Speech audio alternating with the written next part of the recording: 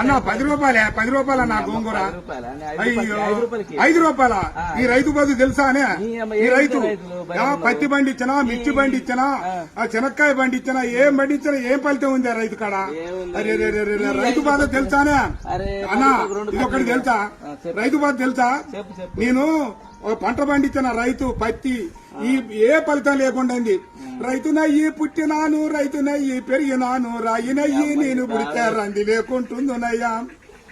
పత్తి పంట నేను ఎత్తే మిత్తి కన్నా ఎల్లలే. ఏం బతుకు ఏం బతుకు ఈ రైతు బతుకు చూడరా, ఏం బతుకు ఏం బతుకు. అరే మిర్చి పంట నేను ఎత్తే ఖర్చులన్నా బూడలే. ఏం బతుకు ఏం బతుకు ఈ రైతు బతుకు. ఈ బతుకు నేను బతుకాను. పల్లెరుగా ఎల్లో పలుగురాల చేను కాడ పాములు తెల్లల్లా తిరిగి ఎద్దులాగా ఎద్దు నాగి వానగుంటల నీళ్లు దాగి ముళ్ళ కంచాలెక్కి దూకితే గడ్డి మోపే గొంగడాయే పెంటగడ్డే పక్కల ఎత్తుని అమ్మ బతుకు. ఏం బతుకు ఏం బతుకన్నా ఈ రైతు బతుకు ఏం బతుకు? అయ్యా 5 రూపాయలు అడుగుతున్నా.